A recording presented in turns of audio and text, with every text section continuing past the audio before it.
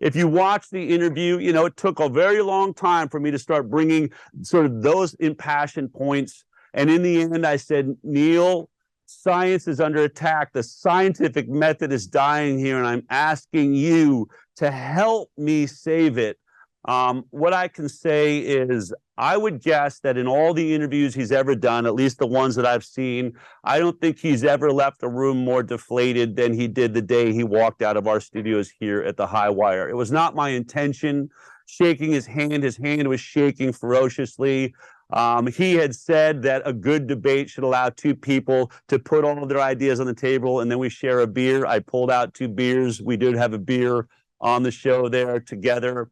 And I would say that he, you know, and after the fact, he, you know, reached out and said he wanted a transcript. He believed we had somehow edited it down and maybe taken some things out of context.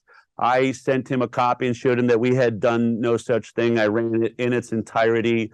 And I had asked because the reason I really felt justified, and by the way, just to the point, one of the agreements we made is he said, I don't want this interview to be about the vaccine issue. That is not my wheelhouse. I want it to be about the scientific method. I said, fine, I will agree to that. But the truth is that he is the executive producer of a documentary called A Shot in the Arm, I believe.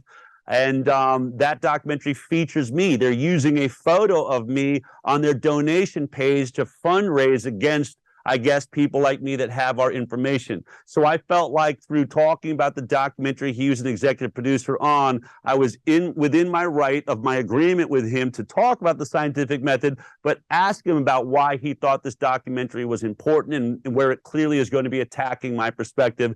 And that was my way in. I think when I look back on it, and look, it has not been a good day for him. I would say if you watch the comments across the board, even people from his own side, they attack him saying essentially, didn't you get the memo? You cannot debate someone like Bigtree. He's too good at what he does, as though somehow I manipulated the conversation with a scientist. The truth is all I delivered was the evidence that we know to be true. We know that this vaccine was never tested for transmission. Therefore, it was a lie to say it was 95% effective.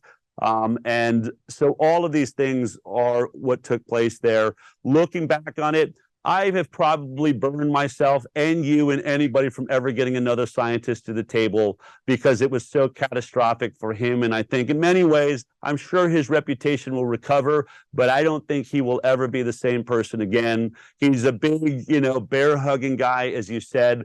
I think he was caught off guard, and here's why. This is the issue that the other side is always going to have. They keep pushing this narrative that the anti-vaxxers, if you will, if that's what they want to put on me as a moniker, then fine.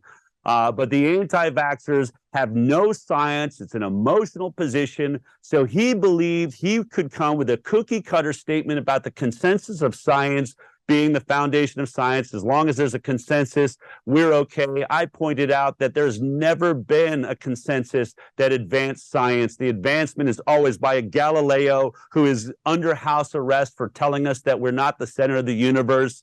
You know, a Semmelweis who said we should be washing our hands between childbirths and surgeries. He ended up in an insane asylum before we ever admitted, you know what, he was right. We were spreading disease with blood-to-blood surgeries. These truths are never well accepted by the consensus. It is the brave ones. It is the seers of science that push the envelope and go to a place that it's never gone before, that advance science. Consensus is actually the death of science if that's all that we have. I think that point was made very clear. I don't think there's anyone on the planet Earth that believes that Neil deGrasse Tyson won that debate, if you will.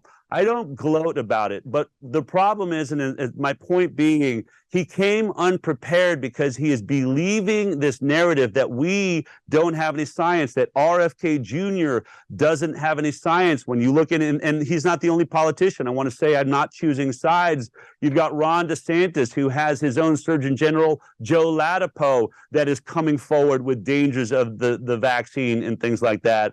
So in the end, I'm glad we had the debate. I still honor Neil deGrasse Tyson for having shown up, but the world got to see that the pro-vaccine side is left wanting. They don't have science on their side. We do, and that caught him off guard. So Jim Rickards has just recorded a video that's not available to anyone in the public, and he's going to be talking about how this upcoming recession is going to be fast, it's going to be bloody, it's going to be nasty. But at the same time, he's going to show you how you can position yourself to profit from all of this chaos. Now, we've made this video only available to our viewers. Go to londonreal.tv/Jim. Watch that immediately. I can't say enough good things about Jim Rickards. He understands the global economic system better than any guest I've ever had on London Real.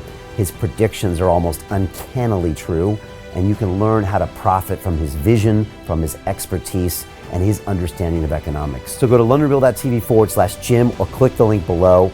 It's an excellent, excellent look on what's going to happen in the future and how you can position yourself to profit from that. Jim is one of the best in the business, one of my favorite guests on London Real, and he's very, very good at predicting the future and showing us all to profit from it. So click the link, and I hope you enjoy.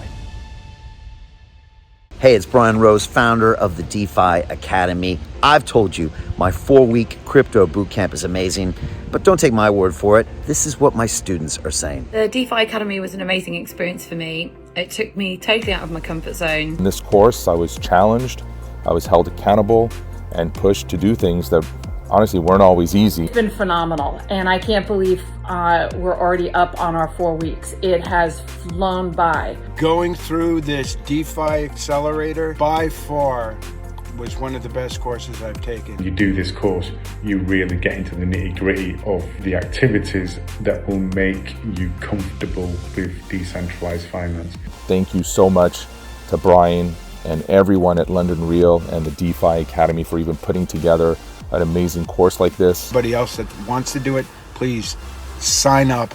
It is well worth the money.